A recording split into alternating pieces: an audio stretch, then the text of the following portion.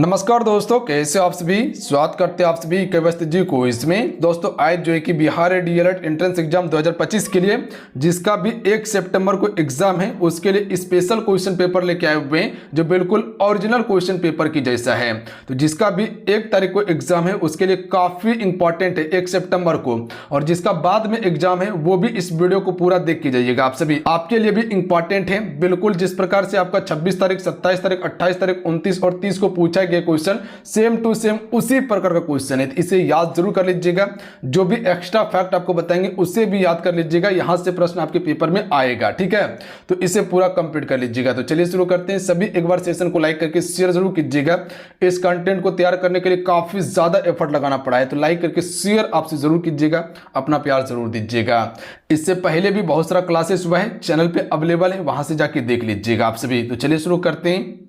आज का first question है कि भारत में कितने राज्य समुद्र तट रेखा से लगा हुआ है। देखिए, अगर समुद्र तट रेखा की बात किया जाए तो आपको पता होना चाहिए, अगर भारत का मैप बनाइएगा, अगर ज्योग्राफी पढ़े होंगे तो आराम से इस क्वेश्चन का आंसर कर लीजिएगा आप सभी। बात समझे, ये आपका कौन सा राज्य है? ये आपका गुजरात है। यहीं पे आपको महाराष्ट्र, यहीं पे गोवा मिलता है, और यहीं पे आपका एक कर्नाटक है और केरल है। यहाँ पे आपका तमिलनाडु, आंध्र प्रदेश और यहाँ पर उड़ीसा और पश्चिम बंगाल है। कुल 9 राज्य जो है कि आपका समुद्री तट रेखा से लगा हुआ है। तो ऑप्शन में सी राइट आंसर हो जाएगा। सबसे लंबा समुद्री तट रेखा किसका है? तो गुजरात का है, ध्यान दीजिएगा आप सभी। उसके बाद आंध्र प्रदेश का होगा, याद रखिएगा। याद रहेगा इतना क्वेश्चन? बिल्कुल। अगला क्वेश्चन देखिए आप सभी कि भारत में निम्नलिखित में से किस राज्य की तटरेखा सबसे लंबी है। तो अभी आपको हम बताएं कि भारत में सबसे अधिक जो लंबी तटरेखा है वो आपका गुजरात का राइट आंसर होगा, ध्यान दीजिएगा। अच्छा, अगर पूछ लिया जाए कितना किलोमीटर है तो 1600 किलोमीटर है। दूसरा नंबर में कौन बताएं आपको? दूसरा नंबर में आंध्र प्रदेश आपको बताएं। तो याद रखिएगा आंध्र प्रदेश का लंबाई कितना है? 972 किलोमीटर है। और तीसरा आपका कौन सा है? तो तीसरा आपका तमिलनाडु है। याद रखिएगा इतना सा फैक्ट को। चीजें क्लियर है? अगला क्वेश्चन देख लीजिएगा। अगला क्वेश्चन है कि महात्मा गांधी ने सत्याग्रह कार्य अवधि सबसे पहले कहाँ किया था। ये कई बार क्वेश्चन आया हुआ है, मोस्ट इंपॉर्टेंट है, इसको 2 स्टार आपसे लगा के रखिए। तो ये आपका हो जाएगा चंपारण सत्याग्रह जो 1917 में किया गया था। ये आपका नील खेती से संबंधित था, बिल्कुल सफल ये आंदोलन रहा था। यहां से महात्मा गांधी जी का नाम उभरना शुरू हो गया था। कह सकते हैं कि जो चंपारण में नील का खेती होता था वहां पर अंग्रेजों के द्वारा 20 कट्ठा में 3 कट्ठा जो है कि नील की खेती करने के लिए कहा जाता था, इसीलिए इसे 3 गठिया प्रणाली का नाम दिया गया था। चीजें क्लियर हैं? अच्छा, ये आपका दांडी कब हुआ था? 1930 में। अगर क्वेश्चन पूछा जाए तो आंसर कर लीजिएगा। खेड़ा आंदोलन कब हुआ था? तो याद रखिएगा आप सभी 1918 में हुआ था। और अहमदाबाद मिल मजदूर आंदोलन जो हुआ था ये भी आपका 1918 में हुआ था। तो इतना सा प्रश्न याद रहेगा, और ये महात्मा गांधी जी से ही संबंधित था। चारों प्रश्न। अगला क्वेश्चन देखिए, निम्नलिखित में से भारतीय राज्यों में से किसे कर्क रेखा नहीं गुजरती। देखिए, आपको कर्क रेखा के बारे में कई बार बताए हैं ना कि 8 राज्यों से होकर गुजरने वाली रेखा है। इसका अक्षांश कभी कभी पूछ लिया जाता है, तो ये 23.5 डिग्री उत्तरी अक्षांश रेखा, याद रखिएगा आप सभी। कर्क रेखा अगर पूरा ग्लोब बनाइएगा, ध्यान से सुनिएगा, अगर इसकी बात किया जाए तो ये आपका क्या है? भूमध्य रेखा या विषुवत रेखा कहा जाता है, या 0 डिग्री अक्षांश रेखा कहा जाता है। इसे हम सभी देशांतर रेखा कहते हैं, जिसे ग्रीनविच के नाम से जाना जाता है, और इसी से आपका समय निर्धारित होता है। और भारत आपका यहाँ है, और भारत का जो ग्रीनविच रेखा है यानी कि समय निर्धारण के लिए रेखा जो है वो आपका क्या है? 82.5 डिग्री पूर्वी देशांतर है, याद रखिएगा आप सभी, जो इलाहाबाद के नैनी नामक स्थान से गुजरती है ये रेखा। याद रहेगा आप सभी को। तो यहां पर पूछा गया है कर्क रेखा के बारे में, तो ये आपका भूमध्य रेखा, ये आपका कर्क रेखा है, और ये आपका मकर रेखा है। तो कर्क रेखा जो है उत्तर प्रदेश से होकर नहीं गुजरती, मध्य प्रदेश, गुजरात हो गया, झारखंड हो गया, इसके अलावा त्रिपुरा हो गया, मिजोरम हो गया, याद रखिएगा ये सभी से होकर गुजरती है। छत्तीसगढ़ यहां से भी गुजरती है, कुल 8 राज्यों से होकर गुजरती है।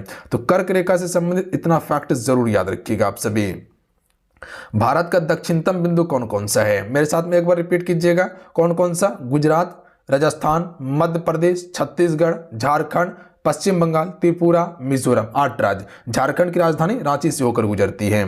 तो भारत का दक्षिणतम बिंदु की बात किया जाए तो अगर भारत का मैप बनाइएगा तो यहाँ एक देखिएगा अंडमान निकोबार द्वीप समूह देखने के लिए मिलता है। यहीं पर एक पॉइंट है जिसे इंदिरा पॉइंट के नाम से जाना जाता है, याद रखिएगा। इंदिरा कॉल जो है वो आपका लद्दाख वाला क्षेत्र में है और सबसे उत्तरी बिंदु है वो, बट यहाँ पर दक्षिणी बिंदु कहा गया है, तो ये आपका इंदिरा पॉइंट बिल्कुल करेक्ट आंसर होगा और ये भूमध्य रेखा से सबसे नजदीक पॉइंट है, ध्यान देंगे आप सभी।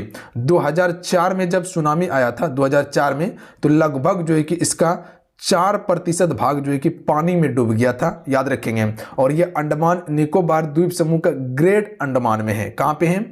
ग्रेट अंडमान में है, तो याद रखिएगा आप सभी। चीजें क्लियर हैं? बिल्कुल। अगला क्वेश्चन देख लीजिएगा, निम्नलिखित में से कौन सा स्थान भूमध्य रेखा से निकटतम है? तो जैसे अभी हम आपको बताएं कि ये क्या है, भूमध्य रेखा है और भारत का स्थिति आपका उत्तरी पूर्वी देशांतर में है, तो यहां से सबसे नजदीक जो है वह आपका इंदिरा पॉइंट ही है। तो ऑप्शन नंबर इसका सी करेक्ट आंसर होगा। चीजें क्लियर हैं? इंदिरा कॉल सबसे उत्तरी बिंदु है। सबसे पूर्वी बिंदु कौन सा है? किबुतु जो अरुणाचल प्रदेश में है। सबसे पश्चिमी बिंदु सरक्रिक जो गुजरात में है। निम्नलिखित में से कौन सा फसल बाजरा नहीं है? तो देखिए बाजरा कौन सा नहीं है, तो बाजरा होगा, ये तो बिल्कुल सही है। रागी भी है और ज्वार भी है, जबकि मक्का बाजरा फसल नहीं है। तो जो भी ऑप्शन में भी टिक करें ना, बिल्कुल राइट आंसर होगा। चीज़ें क्लियर हैं? देखिए जितने भी जुड़े हुए हैं सभी एक बार वीडियो को दिल से लाइक कर लीजिएगा। अगर आपको लग रहा है कि हाँ क्लास मेरे लिए बिल्कुल तैयार किया गया है तो आप सभी सेशन को लाइक करके शेयर जरूर कर दीजिएगा। देखिए अपने तरफ से हम आपको 100% एफर्ट लगा के हर चीज़ प्रोवाइड करने का कोशिश कर रहे हैं ताकि आप पेपर में बेहतरीन प्रदर्शन कर सके और एक सीट पक्का कर सके, ताकि आप 20 से 25 हज़ार में डीएलएड को कंप्लीट कर ले, 1 लाख आपका खर्चा ना हो। तो अपने तरफ से पूरा एफर्ट लगा रहे हैं, तो आप सभी भी थोड़ा सा सपोर्ट कीजिए, बस थोड़ा सा सपोर्ट करने का काम में है। द्वितीय विश्व युद्ध में पहला एटम बम कहां गिराया गया था? राइट आंसर ऑप्शन में ये हो जाएगा, हिरोशिमा पर सबसे पहले गिराया गया था। और ये कब गिराया गया? 6 अगस्त, याद रखिएगा आप सभी, 6 अगस्त 1945 को गिराया गया था। और बम का नाम क्या था? लिटिल बॉय बम का नाम था। तो कभी कभी ये भी पूछ लिया जाता है कि बम का नाम क्या था? Little boy. किसके द्वारा गिराया गया था? तो याद रखिएगा अमेरिका के द्वारा, यूएसए के द्वारा गिराया गया था। कहाँ पे? जापान पर। जापान का 2 शहर था, एक हिरोशिमा एक नागासाकी। तो नागासाकी पर कब गिराया गया था? 9 अगस्त को गिराया गया था। 9 अगस्त 1945 में गिराया गया था। याद रखिएगा फैट मैन इस बम का नाम था जो नागासाकी पर गिराया गया था। अच्छा, द्वितीय विश्व युद्ध कब शुरू हुआ था? 1939 में शुरू हुआ था, याद रखिएगा आप सभी। तो ऑप्शन नंबर इसका एक करेक्ट आंसर होगा। अगला है, कौन सा व्यक्ति को वोट देने का अधिकार नहीं है? तो वोट देने का अधिकार एक कानूनी अधिकार है या राजनीतिक अधिकार है? तो वोट देने का अधिकार आपका एक राजनीतिक अधिकार या संवैधानिक अधिकार है। तो जो व्यक्ति पागल या दिवालिया हो जाता है, दिवालिया मतलब क्या होता है कि भारत की तरफ से उसको दिवालिया घोषित कर दिया गया हो, यानी कि उसके पास अब कुछ भी ना हो, याद रखिएगा आप सभी, उसी को दिवालिया घोषित कर दिया जाता है। बात समझे? और इसको जो है कि वोट देने का अधिकार नहीं होता है, जबकि वयस्क व्यक्ति को, अमीर और गरीब, ये सभी को वोट देने का अधिकार है। अगला क्वेश्चन देख लीजिएगा कि भूमंडलीयकरण शब्द का इजाद किसने और कब किया था? चलिए क्वेश्चन नंबर 10 का राइट आंसर कीजिएगा। तो राइट आंसर ऑप्शन में भी होगा जॉन विलियमसन, 1990 में किया गया था भूमंडलीयकरण शब्द का इजाद सबसे पहले। अगला है, राष्ट्र संघ के चार्टर सदस्य कितने राष्ट्र थे? तो राष्ट्र संघ के चार्टर सदस्य जो हैं ये आपका 51 राष्ट्र थे। Option number C correct answer होगा। जो भी ऑप्शन नंबर सी टिक करे ना, बिल्कुल करेक्ट आंसर हो जाएगा। अच्छा, राष्ट्र संघ की स्थापना कब हुआ था? 1920 में हुआ था। इससे पहले भी आपको हम बताए हुए थे, जो कि वुडरो विल्सन के द्वारा इसकी स्थापना किया गया था। वुडरो विल्सन अमेरिका का राष्ट्रपति था, उसी ने राष्ट्र संघ की स्थापना किया था और वही देश यानी कि अमेरिका ही राष्ट्र संघ का सदस्य नहीं बन सका था। चूड़ामन राय किस विद्रोह से संबंधित हैं? तो राइट आंसर होगा चेरो विद्रोह से संबंधित है, याद रखिएगा आप सभी। चेरो विद्रोह याद रखेंगे आप सभी कब हुआ था? 1813 के अप्रॉक्स में चेरो विद्रोह हुआ था। 1813 डेट याद रखिएगा। अगला क्वेश्चन देख लीजिएगा कि भारत के साथ बांग्लादेश की स्थलीय सीमा कितनी लगती है या कितनी लंबी है? तो डायरेक्ट याद रखिएगा आप सभी 4096 किलोमीटर है, और जो कि सबसे ज़्यादा स्थलीय सीमा साझा करता है आपका बांग्लादेश भारत के साथ। तो अगर क्वेश्चन पूछा जाए कि किस देश के साथ भारत का सबसे लंबी अंतर्राष्ट्रीय सीमा है, तो बांग्लादेश के साथ। बांग्लादेश भारत के पूर्व में है। 2011 जनगणना के अनुसार बिहार में प्रति वर्ग किलोमीटर जनसंख्या घनत्व कितना है? आसान प्रश्न है, 14 नंबर। चलिए आंसर कीजिएगा आप सभी तुम। तो सबसे ज़्यादा जनसंख्या घनत्व बिहार में है और 1106 व्यक्ति जो है यहाँ पर निवास करता है 1 वर्ग किलोमीटर में। और सबसे अधिक जनसंख्या घनत्व भारत में है वो बिहार का। सबसे कम कहाँ का है? अरुणाचल प्रदेश का है, याद रखिएगा। सबसे ज़्यादा लिंगानुपात कहाँ पे है? केरल में, याद रखिएगा। यानी 1000 पुरुषों पर महिलाओं की संख्या सबसे ज़्यादा जो है केरल में, और सबसे कम कहाँ पे? हरियाणा में है। ये एक फैक्ट को याद रखेंगे। अगला है कि राष्ट्रीय पिछड़ा वर्ग आयोग NCBC को संवैधानिक दर्जा कब प्राप्त हुआ था? चलिए क्वेश्चन 15 का राइट आंसर कीजिए आप सभी। राइट आंसर होगा 2018 में। अगला क्वेश्चन है, और ये कौन सा संविधान संशोधन के द्वारा दिया गया था? तो 102वां संविधान संशोधन जो हुआ था उसी के तहत जोड़ा गया था। और ये कहाँ जोड़ा गया था? तो अनुच्छेद 338 ख में रखा गया इसको। तो याद रखिएगा आप सभी, अनुच्छेद 338 ख 102वां संविधान संशोधन 2018 में। अगला है कि समुद्री मार्ग से विश्व का भ्रमण सबसे पहले किसने किया था? तो सबसे पहले भ्रमण मैगलन ने किया था। कोलंबस भारत खोजने निकला था पर अमेरिका का खोज किया था। और उसके बाद वास्को डिगामा ने 1498 में भारत का खोज किया था। भारत का खोज नहीं किया था, समुद्र के रास्ते भारत का कह सकते हैं कि मार्ग खोजा था, समुद्री मार्गों का खोज किया था। अगला है कि भारत में सत्ता के वितरण के उद्देश्य से कितनी सूचियां बनाई गई हैं? तो 3 सूची। एक संघ सूची, राज्य सूची और समवर्ती सूची। संघ सूची पर केंद्र सरकार कानून बनाता है, राज्य सूची पर राज्य सरकार और समवर्ती सूची पर दोनों कानून बनाते हैं। अगला प्रश्न है कि संसार की सबसे ऊंची सड़क जो है ये कहां पर स्थित है? ये लद्दाख में स्थित है, याद रखिएगा आप सभी, लद्दाख में है। और उमलिंग लादर्रा है सबसे ऊंची सड़क है। इसकी ऊंचाई की बात किया जाए तो 19,300 फीट इसकी ऊंचाई है, याद रखिएगा। और ये प्रश्न 2 से 3 बार आ चुका है, रिपीट हो चुका है, याद रखिएगा आप सभी। 2 से 3 बार प्रश्न रिपीट किया गया है, तो इसको ध्यान रखेंगे, आगे पूछा जा सकता है। शिव समुद्रम जलप्रपात किस नदी पर स्थित है? तो राइट आंसर होगा कावेरी नदी पर स्थित है, ध्यान देंगे आप सभी। गरीबी हटाओ का नारा दिया गया था किस पंचवर्षीय योजना में दिया गया था? तो ये आपका 5वीं पंचवर्षीय योजना में दिया गया था। और इसका समय पीरियड क्या था? 1971 था, याद रखेंगे आप सभी। अगला है कि खाद्यान्न जैसे कह सकते हैं कि गेहूं, चावल, मक्का, बाजरा, ज्वार से हमें मुख्य रूप से क्या प्राप्त होता है? तो जितने भी खाद्यान्न वाला चीज है ना उससे हमको कार्बोहाइड्रेट प्राप्त होता है, याद रखिएगा आप सभी। बात समझे। वसा किससे मिलेगा? तेलीय पदार्थ खाने के बाद, जैसे कह सकते हैं कि घी खाते हैं, इससे वसा प्राप्त होता है। प्रोटीन किससे मिलता है बता सकते हैं? जैसे मांस, मछली, ये सभी खाने से प्रोटीन मिलता है। अगला है कि विद्युत प्रतिरोधकता का एसआई मात्रक क्या है? चलिए क्वेश्चन 22 का राइट आंसर कीजिएगा आप सभी तुम।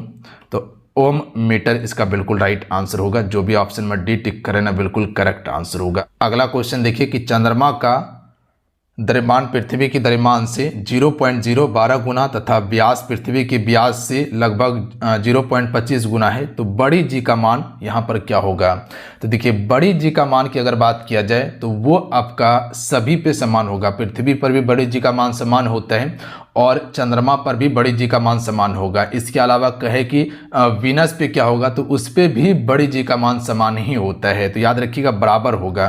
तो ऑप्शन नंबर यहाँ बी की तरफ जा सकते हैं कि पृथ्वी पर उसके मान के बिल्कुल बराबर होगा बड़ी जी का मान। अच्छा, बड़ी जी का मान कितना होता है पता है आप सभी को? बड़ी जी का मान 6.67 गुना 10 पे पावर 11 10 पे पावर -11 न्यूटन मीटर उस स्क्वायर होता है। न्यूटन मीटर स्क्वायर प्रति केजी स्क्वायर होता है, याद रखिएगा आप सभी। ये बड़ी जी का मान है जो सभी जगह बिल्कुल समान रहता है। अगर वही छोटी जी का मान की बात करता तो ये आपका अलग अलग हो जाता। अगला क्वेश्चन देख लीजिएगा कि निम्नलिखित में से भारत में किस राज्य में सोपानी फार्मिंग बहुत प्रचलित है? तो देखिए सोपानी फार्मिंग जो है ये आपका उत्तराखंड में प्रचलित है। तो डी राइट आंसर होगा। किंगडम मोडेरा शामिल हैं। तो किंगडम मोडेरा में क्या शामिल है? तो राइट आंसर होगा विक्टोरिया शामिल है इसमें। ऑप्शन में एक करेक्ट आंसर होगा। अगला है प्रत्यावर्ती धारा प्राप्त करने के लिए प्रयुक्त उपकरण का नाम बताइए। तो इसका राइट आंसर हो जाएगा ऑप्शन नंबर बी, डायनमो। ध्यान दीजिएगा, ये प्रत्यावर्ती धारा प्राप्त करने के लिए डायनमो का प्रयोग करते हैं। अच्छा, डायनमो क्या करता है? ये आपका यांत्रिकी ऊर्जा को विद्युत ऊर्जा में परिवर्तित कर देता है। तत्व मैग्नीशियम सल्फर के साथ अभिक्रिया करने से कौन सा बंध बनता है? तो ये मैग्नीशियम सल्फर के साथ अभिक्रिया करने के बाद जो ये आपका बंध बनता है, इसे हम सभी आयनिक बंध कहते हैं। जो भी ऑप्शन में ए टिक करें ना, बिल्कुल करेक्ट आंसर है। अगला है प्लास्टर ऑफ पेरिस का रासायनिक सूत्र क्या होता है? तो कई बार आपको बताए हैं और ये कई बार रिपीट हो चुका है प्रश्न, तो इसको आप VVI करके याद रखिएगा आप सभी। CaSO4 इंटू हाफ H2O जो है ये प्लास्टर ऑफ पेरिस का रासायनिक सूत्र है। अब हमको बताइएगा कि इसका रासायनिक नाम क्या होता है, बता सकते हैं हमको आप। अगला है विश्व पर्यावरण दिवस किस तारीख को मनाया जाता है? सबसे आसान प्रश्न है, 29 नवंबर। तो कई बार आपको बताएं कि भैया जी 5 जून को मनाया जाता है, बिल्कुल दिमाग में रहेगा आप सभी को। अगला है कि छुई मुई के पौधे की पत्तियां का झुकना किसके कारण है? जैसे छुई मुई का पत्ता जैसे छुइएगा उसको पेड़ को, तो वो देखिएगा कुछ देर के बाद मुरझाना चालू हो जाता है। ये किस कारण से होता है? तो राइट आंसर होगा टर्गर दबाव में परिवर्तन के कारण से होता है। याद रखिएगा आप सभी। बताइए, इससे पहले आपको प्रश्न पता था और ये बिहार DLED 2022 में क्वेश्चन पूछ लिया गया है, तो ध्यान देंगे। अगला क्वेश्चन है कि द्रव रखने वाले पात्र के तल पर उस द्रव द्वारा लगाए गए दाब डैश है। चलिए क्वेश्चन में 31 पर ध्यान दीजिएगा। सबसे पहले ऑप्शन पर ध्यान देंगे आप सभी। क्वेश्चन क्या है कि द्रव रखने वाले पात्र के तल पर उस द्रव द्वारा लगाए गए दाब द्रव के घनत्व के बराबर हो सकता है। ठीक है, प्रत्येक दिशा में समान रह सकता है, ये भी ठीक है। तीसरा ऑप्शन दिया हुआ है कि पात्र के पृष्ठ क्षेत्रफल पर निर्भर नहीं करता, ये गलत है, करता है निर्भर। तो यही आपका क्या हो जाएगा? सही आंसर होगा। ध्यान देंगे आप सभी। अगला है कि श्वेत प्रकाश जब प्रिज्म से होकर गुजरता है तो जो रंग सबसे अधिक विचलित होता है उसे हम सभी क्या कहते हैं? बैगनी रंग। सबसे ज़्यादा इसका विक्षेपण सबसे अधिक है और तरंगदैर्घ्य सबसे ज़्यादा किसका होता है? लाल रंग का। और सबसे कम तरंगदैर्घ्य बैगनी रंग का होता है। अगला है कि वाष्पीकरण की प्रक्रिया के कारण वस्तु डैश होती है। तो वस्तु ठंडी होती है वाष्पीकरण की प्रक्रिया के कारण से। अगला है कि राइबोसोम किनके लिए केंद्र यानी कि स्थल है? तो राइबोसोम जो है ये आपका प्रोटीन संश्लेषण के लिए केंद्र स्थल होता है। राइबोसोम अंतःप्रद्रव्य जालिका पर पाया जाता है। अगला है 5 जून डैश कहलाता है। तो अभी आपको बताएं, आंसर कर सकते हैं आसानी से, इसमें कहीं कोई दिक्कत नहीं है। 5 जून को विश्व पर्यावरण दिवस मनाया जाता है। और ये दोनों क्वेश्चन देखिए घुमा के सिर्फ पूछा गया है। बाकी बात क्या बताए थे आपको कि क्वेश्चन वही रहता है, आसपास से क्वेश्चन आता है, बट उसका शब्द को खाली चेंज कर दिया जाता है। एक परमाणु का इलेक्ट्रॉनिक विन्यास 287 है, तो परमाणु है। तो यहाँ परमाणु क्रमांक सबसे पहले देखिए कि 287 दिया हुआ है, तो जोड़िए कितना होगा? 8 2 10 7 17, तो 17 है, तो ये आपका क्लोरीन इसका बिल्कुल राइट आंसर होगा। अगला क्वेश्चन देख लीजिएगा। प्रोकैरियोटिक कोशिका में DNA होता है, तो राइट आंसर हो जाएगा ऑप्शन नंबर डी, केंद्रक झिल्ली से घिरा नहीं है। ये आपका बिल्कुल सही होगा। प्रोकैरियोटिक कोशिका में DNA, जबकि प्रोकैरियोटिक कोशिका में DNA जो होता है ये परमाणु झिल्ली से घिरा होता है, एक साथ कमी होता है और आनुवांशिकी सामग्री नहीं होता। तो ये सभी बिल्कुल सत्य है। जबकि केंद्रक झिल्ली से घिरा होता है, ये प्रोकैरियोटिक में नहीं यूकैरियोटिक में होता है। वह पैदल नहीं जा सकता, नहीं जा सकता वाक्य में कौन सा वाच्य होगा? तो वह पैदल नहीं जा सकता, तो ये आपका ना भाववाच्य होगा, ना क्रमवाच्य होगा, ना क्रिया होगा, ये कर्तरी वाच्य होगा। याद रखिएगा आप सभी। अगला है कि संचारी भावों की संख्या कितनी है? चलिए क्वेश्चन नंबर 39 का राइट आंसर कीजिएगा तो आप सभी। तो इसमें कुल 33 भाव है, इसकी संख्या 33 होता है। अगला क्वेश्चन है कि जो वृद्ध होत, वृद्ध मतलब क्या होता है? बूढ़ा हो तो स्वस्थ हो जात, ज्योति जगमग कंद भार हिंद को संहारे। यहाँ पर हिंद कीजिए, इसको हिंद को संहारे, इसमें कौन सा अलंकार है?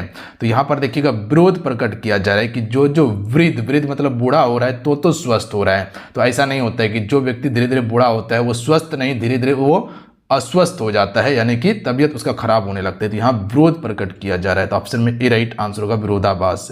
काव्य का आभूषण है, तो राइट आंसर होगा अलंकार। काव्य का आभूषण क्या होता है? अलंकार होता है। अगला है, इनमें से कौन सा वाक्य अशुद्ध है? तो राइट आंसर ऑप्शन में भी हो जाएगा, हाथी बहुत मोटा है नहीं, ये आपका वाक्य अशुद्ध है, जबकि ये सभी आपका वाक्य क्या है? शुद्ध है। इसका शुद्ध क्या होगा वाक्य पता है आप सभी को? हाथी बहुत मोटी है, याद रखिएगा, यहाँ मोटी सही होता। अगला है कि पीताम्बर शब्द का संधि विच्छेद क्या होगा? आसान प्रश्न है, तो पीत धन अंबर हो जाएगा। कई बार बताएं आप सभी को, याद रखिएगा आप सभी। अगला है कि चतुर्भुज में कौन सा समास है? चार भुजा की यहाँ पर बात किया गया ना, द्विगु समास हो जाएगा, याद रखिएगा आप सभी, जहाँ संख्या गिनती करने के लिए मिल जाए। अगला है कि पद क्रम की दृष्टि से निम्नलिखित में से कौन सा वाक्य शुद्ध है? तो यहाँ पर शुद्ध वाक्य हो जाएगा इसमें डायरेक्ट, आप याद रखिएगा ऑप्शन में बी, पानी से भरा एक गिलास लाओ, ये वाक्य बिल्कुल आपका सही है। अगला प्रश्न देख लीजिएगा कि यगन में कितने लघु और कितने गुरु वर्ण होते हैं?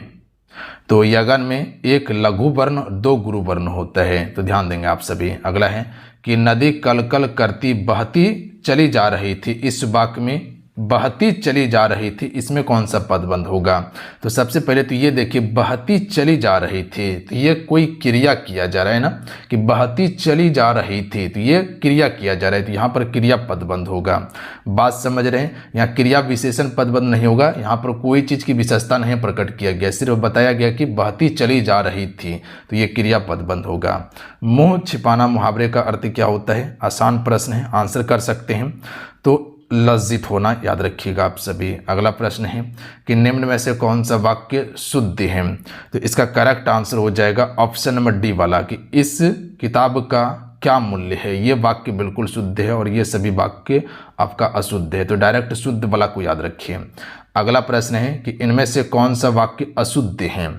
अब देखिए, अशुद्ध वाक्य जो है इसमें ऑप्शन में सी, उसके विरुद्ध मुकदमा चलाया गया, ये वाक्य आपका अशुद्ध है। सही क्या होगा इसका? देखिए, यहाँ पर उसके विरुद्ध नहीं होगा, यहाँ सही होगा कि उस पर, याद रखिएगा आप सभी, उस पर मुकदमा चलाया गया। क्या हो जाएगा? उस पर मुकदमा चलाया गया, बाकी बात सभी सही था।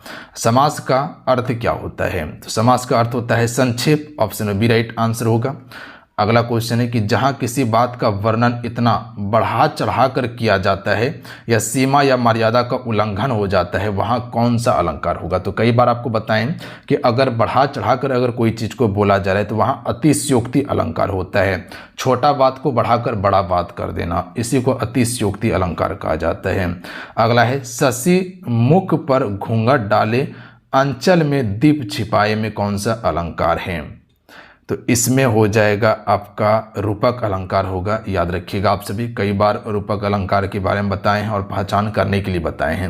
यहाँ पर देखिए, रूपक अलंकार इनमें से कौन सा है? देखिएगा, ज़्यादातर जो पेपर में प्रश्न पूछा गया है ना आपका, वह आपका रूपक अलंकार से ज़्यादा प्रश्न पूछा गया है, तो रूपक अलंकार को बिल्कुल पकड़ के रखिएगा, क्योंकि रूपक अलंकार में बच्चे कन्फ्यूजन होता है और वहीं से प्रश्न पूछा गया है। तो right answer option number D हो जाएगा। यहाँ पर है कि पायो जी मैंने राम रतन धन पायो, आपको रूपक अलंकार में क्या बताए थे? अगर किसी के जैसा किसी चीज को बता दिया जाए, याद रखिएगा आपसे, वहां रूपक अलंकार होता है। जैसे कि पायो जी मैंने राम रतन धन पायो, तो हमने जो धन पाया है ना, वो किस प्रकार से पाए? राम की तरह धन पाए हैं, याद रखिएगा आप सभी, राम रतन धन पायो, इसमें आपका क्या होगा? रूपक अलंकार। अगला दिया हुआ है, यहाँ पर होगा मैया मैं तो चंद्र खिलौना ले हो, यहाँ पर खिलौना जो है वो चंद्रमा की तरह लिया जाएगा, तो खिलौना किस प्रकार का? चंद्र खिलौना ले हो, तो यहाँ खिलौना को चंद्रमा के समान बताया जा रहा है, तो यह रूपक अलंकार होगा। तो ये सभी रूपक अलंकार का उदाहरण है, इसको याद रख लीजिएगा, ज़्यादा आपको टेंशन नहीं लेना है। तो चलिए आज कितना ही, आज की इस क्लासेस में कुल हम सभी 52 प्रश्न को कंप्लीट किए हैं, और आप सभी कितने स्कोर किए हुए नीचे कमेंट करके ज़रूर बताइएगा।